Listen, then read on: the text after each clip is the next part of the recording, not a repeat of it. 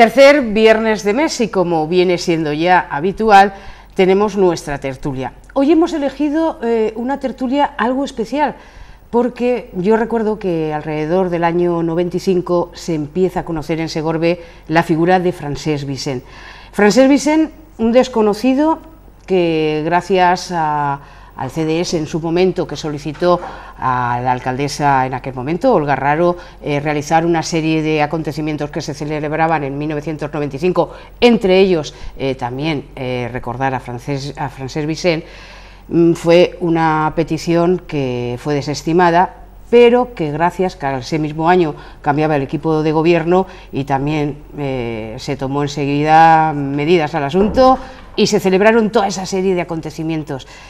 El que trabajó ese tema pues fue nuestro cronista oficial, Rafael Martín, y a mí me gustaría saber, Rafa, porque un desconocido, buenas ante todo, un desconocido en nuestra comarca, en Segorbe, y que a partir de 1995 sabemos más de él.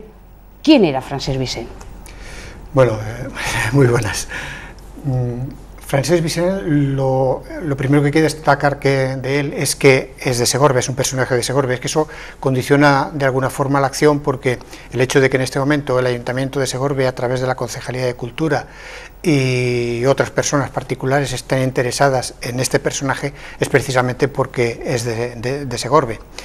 Entonces, este señor, aparte de nacer en Segorbe, las referencias que tenemos son muy escasas, pero sabemos que en el momento de escribir el libro, que es 1495, un libro que luego hablaremos evidentemente, pues 1495 vivía en Valencia, residía en Valencia. Y lo importante, lo que él hizo fue escribir un tratado de ajedrez, pero no es un tratado normal de ajedrez. En 1495 es el primer tratado de ajedrez que se escribe en Europa, que es como decir entonces en el mundo, a finales del siglo XV, es como decir el primer tratado de ajedrez escrito en el mundo, y que además tiene otra importancia también destacada, y es que refleja el modo de ajedrez que jugamos en la actualidad, es decir, se jugaba el ajedrez que se llamaba árabe, precisamente hasta esas fechas, hasta finales del siglo XV, y este es el que da a conocer, a través de una publicación, las nuevas reglas del ajedrez moderno, que se llama el ajedrez moderno o ajedrez de la dama. Un personaje desconocido, se sabe muy poquito de él, pero también se sabe que fue justicia de Segorbe. Bueno, eso se creía en un principio, pero últimamente esto ya se ha descartado. Efectivamente, aparece en Segorbe en 1496, un año después de la publicación del libro, un justicia en Segorbe, que es Francisco Vicent. Claro, en un principio las fechas encajaban, es decir, podría haber publicado el libro perfectamente en Valencia en 1495 y luego haber venido a Segorbe, que era su ciudad natal, y haber estado de justicia. Pero resulta que documentos que han aparecido con posterioridad detectan la presencia de Vicent en Italia a finales del siglo XV y sobre todo principios del XVI, 1505, 1506. Entonces, en Segorbe, Francisco Vicent sigue manteniendo cargos públicos a lo largo de esas fechas, es decir, las dos fechas se solapan, es decir, no puede ser el mismo personaje. Ahora, sí que es cierto que creemos que, por la denominación evidentemente, creemos que responden a un mismo tronco familiar, es decir, que este Francisco Vicent, justicia de Segorbe, podría tener una relación padre-hijo, hijo-padre, con el ajedrecista Francesc Vicent.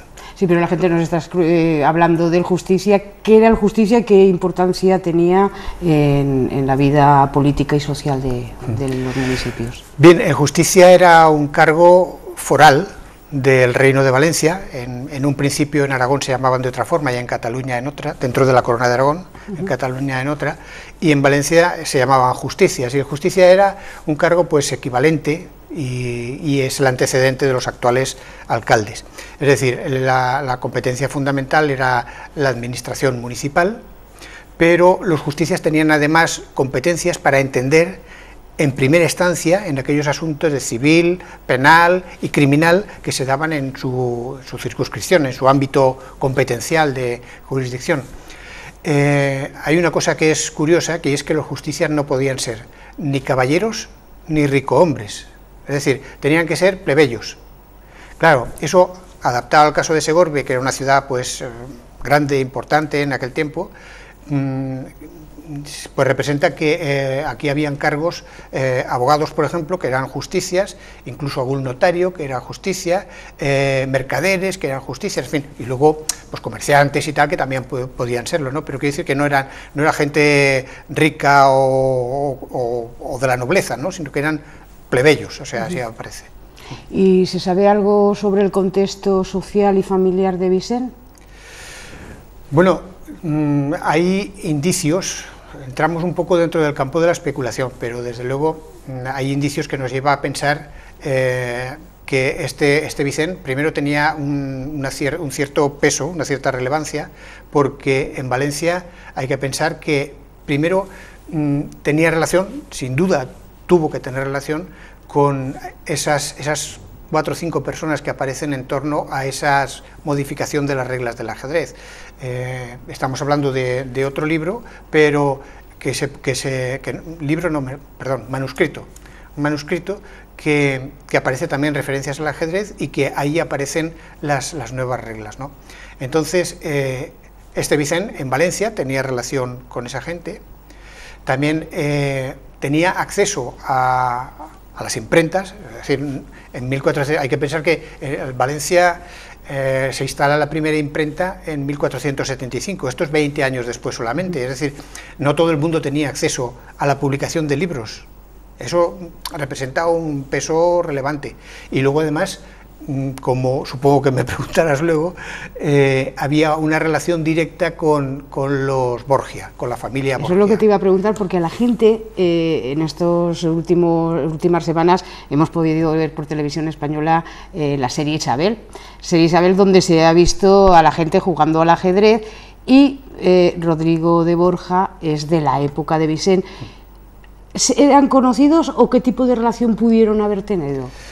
Bueno, sin duda eran conocidos. A finales del siglo XX aparece un documento muy interesante en Módena que habla de un Francesco españolo, maestro de ajedrez, maestri escaquis, que enseñaba ajedrez a Lucrecia Borja, ¿no? Lucrecia Borja era hija del Papa Alejandro VI. Vale, es decir, esa relación ya estaba, porque además, bueno, luego comentaremos que han aparecido otras cosas más interesantes que demuestran que ese Francesco era precisamente Francisco Vicent el Segorbino. Entonces, pero claro, ¿por qué se justifica la presencia de Vicent en Italia? Y es porque en un principio se había pensado que en documentos de Segorbe hablan de que algunos Vicent, que se supone que sería del mismo tronco familiar, como hemos dicho antes, algunos Vicent eran conversos, eran judíos conversos. Entonces, claro, el Papa Alejandro VI, cuando la expulsión de los judíos, el decreto es de 1492, de los Reyes Católicos, pues acoge en los Estados Vaticanos a judíos expulsados, ¿no?, de España. Y se pensaba que este Vicent, si era judío, y porque era la familia judío, pues podía haber sido expulsado y tal. Pero claro, hay otra hipótesis que se baraja ahora y que tiene de alguna forma más visos de que fuera cierta. Y es, resulta que en 1460 aproximadamente, el Papa Calixto III, que había sido obispo de Valencia, Calixto III es Borgia, ¿vale?, nombra a Rodrigo de Borja, que tú decías, que luego será Papa Alejandro VI, lo nombra canónigo de la Catedral de Segorbe.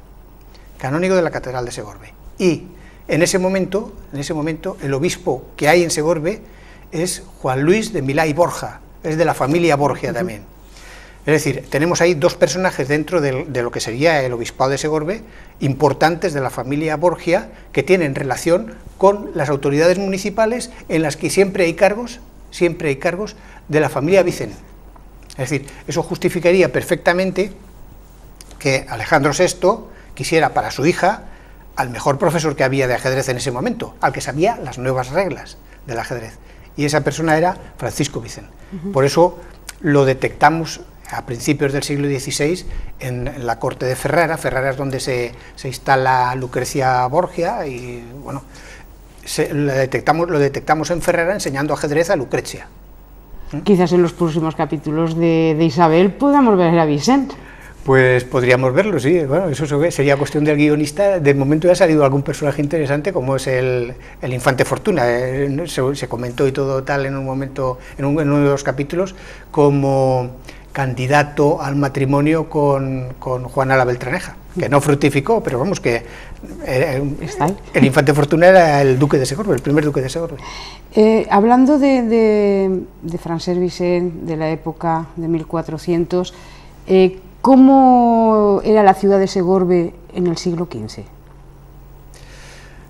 Bueno, la ciudad de Segorbe en el siglo XV hay que pensar que Segorbe tendría alrededor de 5.000 habitantes, Valencia tenía 80.000 aproximadamente, quiere decir que no eran las diferencias que hay en este momento, evidentemente. Segorbe era una de las 4 o 5 poblaciones más importantes de la Comunidad Valenciana. Por ejemplo, tenía una sede episcopal, que solamente tenía Valencia, bueno, y la parte del sur de Valencia, Játiva, Denia, pero la parte norte solamente Valencia y Segorbe.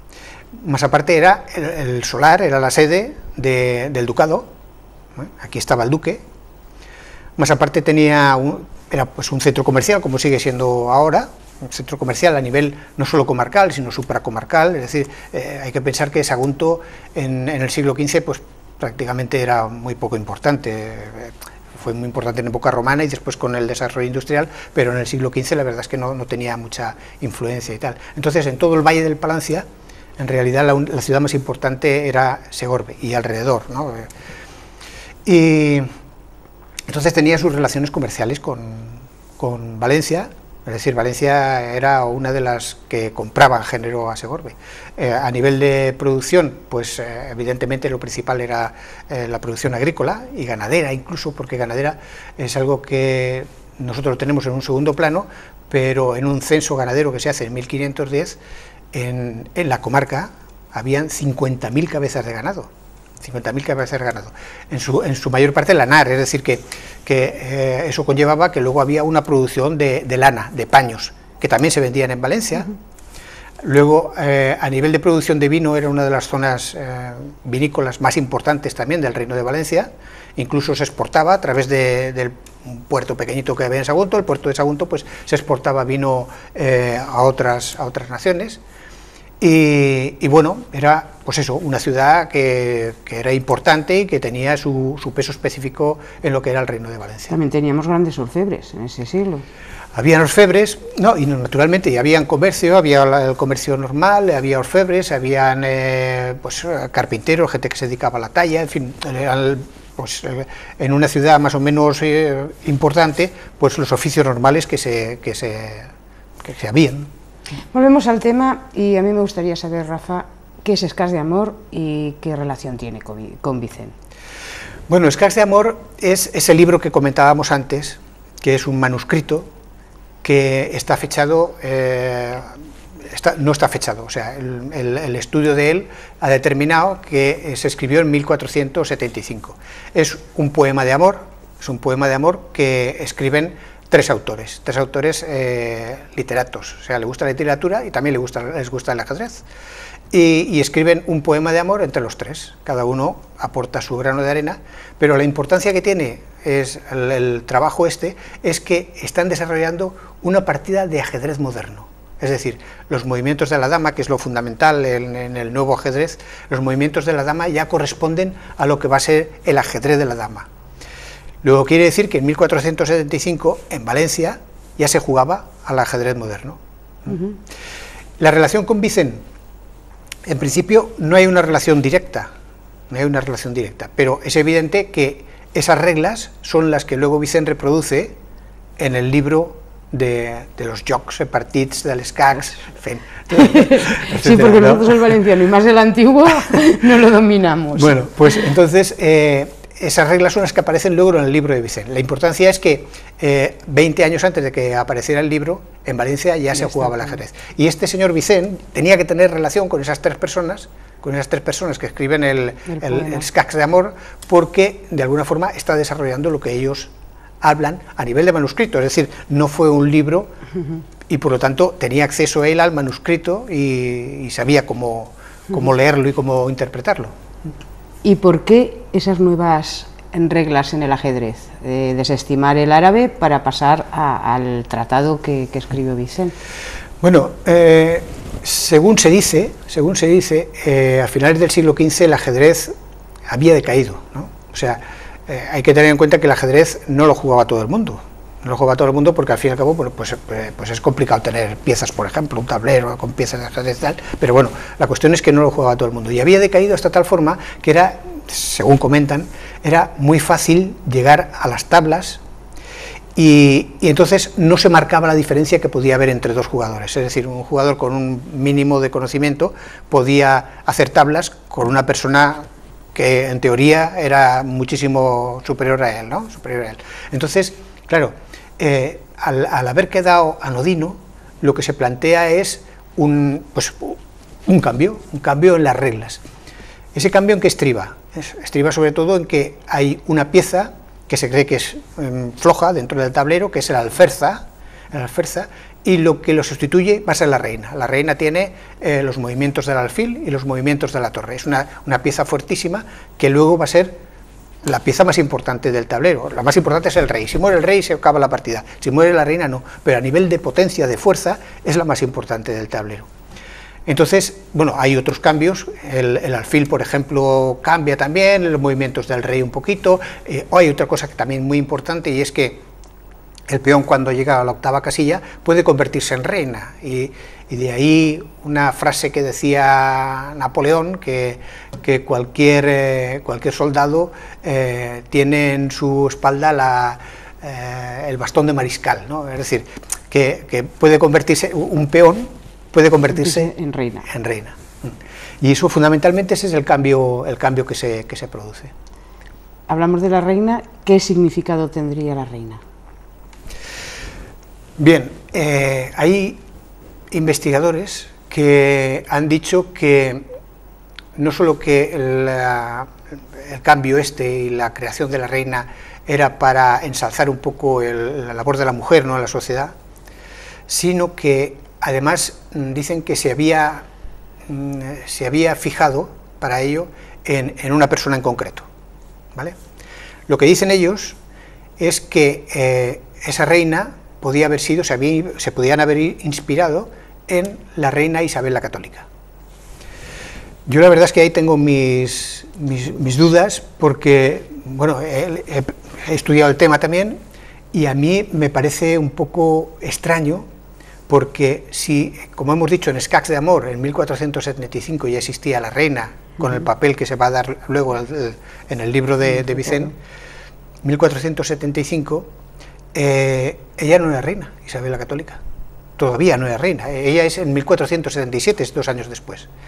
Y además tengo mis dudas también por otra cosa que también creo importante, porque en el siglo XIV los valencianos o los aragoneses nos habíamos llevado fatal con los castellanos, nos habíamos zurrado, pero bien. Entonces, claro, a mí ensalzar de tal forma, que los valencianos ensalzaran de tal forma a una reina castellana, me produce dudas, ¿eh? Por otra parte, teniendo en cuenta el papel que juega la reina en el ajedrez, es decir, el papel que juega la reina del ajedrez es un papel de dominio, es la que manda en el tablero. Lo que quería hacer Isabel, ser dominante en Castilla, sí, y también en Aragón al casarse con Fernando. Sí, pero hay otra reina que tiene ese mismo papel o quizá más acentuado, y esa sí que es reina valenciana, que es la reina María de Luna. La reina María de Luna, unos años antes, tampoco muchos, porque es en el siglo XV también, en el siglo XV, la reina de Luna asume totalmente el papel de jefe de gobierno, mientras su marido, Martín el Humano, que es el más importante, pero no está haciendo la guerra en Sicilia, ¿vale? Es decir, de alguna forma refleja sobre todo el papel de la reina María de Luna y el papel... María de Luna, Francesc Vicent... Y el papel del rey. Bueno, de todas formas, esto es pura especulación y bueno, y no sé, aquí no, quiero decir, esto es algo que yo me he planteado porque a mí no me cuadra el tema de Isabel la Católica, y sí que pienso que de alguna forma cuando se plantea el tema es porque los ajedrecistas no hacen las cosas porque sí, o sea, y evidentemente yo estoy convencido de que cuando se plantea el tema de la reina es porque están pensando en alguien. Ahora, lo que no tengo claro es que sea la reina Isabel la Católica, pero bueno, de todas formas, tampoco Pues quiero para los entrar más en segovinos eso. María de Luna, lo dejamos ahí. Rafa, ¿y cómo se conoce que existe ese incunable, ese libro? Bueno, el incunable aparece en varias referencias, ¿eh? Es que, claro, hay que pensar en una cosa, que entonces lo que eran las ediciones en Valencia eran cortas. O sea, hay estudios sobre el tema y parece ser que los libros habían publicaciones entre 300 y 1000 ejemplares solamente. Cosa que hoy en día también ocurre, porque, por ejemplo, además, precisamente, estos días se ha presentado un libro sobre el ajedrez en Valencia y se han hecho 700 ejemplares. Claro, son de lujo, valen un fortunón, pero se han hecho 700 ejemplares, es una edición muy corta. Vale, entonces se piensa que esta, por ser de ajedrez, que es un juego elitista, ¿no?, pues podía haber sido corta, podía haber sido de 300 ejemplares solamente. Claro, eso, 300 ejemplares, representa que... Luego hay otros problemas, es decir, primero está la edición. ¿Por qué se conoce, no? Hay autores posteriores que hablan de este libro. Pero, claro, no sabemos a qué libro se refieren. Sí que hay una nota anterior, y además me encantó descubrirla, porque hay un documento que habla de la venta en Valencia de 30 libros en 1496, libros de ajedrez que se venden desde un librero a un trapero. Y claro, en 1496 no puede ser otro que el libro de Vicente. Lo que pasa es que no se cita en el documento, se cita que se compran 30 libros de escacs, tal, la fecha y esto. Es curioso porque antiguamente quien vendía las cosas por ahí, los realmente comerciantes eran muchos traperos, o sea, iban por ahí pues recogiendo trapos y tal, y llevaban cosas para vender, y entre ellas llevaban libros, y en esta ocasión pues se ve con 30 ejemplares a un trapero que los había comprado en una librería en Valencia. Con posterioridad aparecen desde el siglo XVIII pues referencias al libro. Y se dan características, ¿no? Incluso se piensa que el libro de ajedrez, claro, llevaba los diagramas, es decir, llevaba los dibujitos del tablero con las piezas y tal, y llevaba el desarrollo de 100 partidas. Pero también había otras cosas que eran estrategia ajedrecística, y esto se sabe por esos autores posteriores que citan el libro, ¿no? Estrategia ajedrecística, como por ejemplo, el autor, Francisco Vicent, dice: si juegas con un enemigo, ponlo siempre frente a la ventana, para que la luz le incomode. Y si es de noche, ponle la candela siempre en su lado derecho, porque así, al mover el tablero, está haciendo sombra y está pues despistando un poco. Quiero decir, esto es muy curioso. Pero bueno, son pequeñitas cosas que se saben del libro. Ya digo, posteriormente hay referencias abundantes, pero el problema es que el libro, pues eso, desapareció. En este momento no tenemos ningún ejemplar. Ahí sí que hay noticias. Hay una noticia de que había un libro en Siena, en Italia. Pero esto, bueno, yo tuve la ocasión y la desgracia de desmentirlo. Es decir, en Siena, en la Biblioteca Comunal de Siena, pues no hay ningún libro de ajedrez. Entonces, posteriormente se hablaba de un libro que estaba en el monasterio de Montserrat, que se había quemado con motivo de la Guerra de la Independencia, y ese es el ejemplar que en este momento se está siguiendo la pista. Es un libro que se vende en 1913 en Barcelona. Seguramente es el mismo que el de Montserrat, tampoco se sabe cierto, quiero decir que puede ser otro, pero vamos, parece ser que es el de Montserrat. Lo vende un librero de Barcelona a un ricachón americano, George G. White, que viene incluso adrede desde América en un yate a comprar en Barcelona el libro, porque el librero, como pedía bastante pasta, no se fiaba de enviárselo. Y bueno, se ve que aquí lo paga y se lo lleva a Cleveland. Lo que pasa es que en Cleveland luego se pierde la pista. Hay unas cosas raras allí de que se confunde el nombre de este libro y otro que compró, que también era de ajedrez, un manuscrito y tal, y entonces ahí se pierde la pista, ¿no? Pero bueno, menciones posteriores hay, es decir, el libro se sabe perfectamente, incluso con los últimos descubrimientos, con las últimas investigaciones que ha hecho sobre todo José Antonio Garzón, que es un tío que está dedicando ahí años de su vida a la investigación exclusivamente esta. Se sabe incluso las 100 partidas que figuraban en el libro de Vicent. Las 100 partidas se saben porque esas partidas se han publicado en libros posteriores de otros autores, incluso del mismo autor con otro nombre. Bueno, pero eso lo sabemos. Recientemente, la semana pasada, se convocaba el premio Von Laden para buscar a ver si alguien conoce dónde se encuentra el libro de Francesc Vicent. Tú estuviste presente en ese acto, pero a mí me gustaría recordar, porque la convocatoria de ese premio ya se remonta a tiempos atrás, de que es el primer personaje que se busca y se implica a venga gente a saber del libro de Vicent. Sí, efectivamente. A este premio se le ha dado el nombre de von der Lasa, porque von der Lasa es el primer investigador, primero que se plantea la existencia de ese libro en base a otros libros posteriores, ¿no?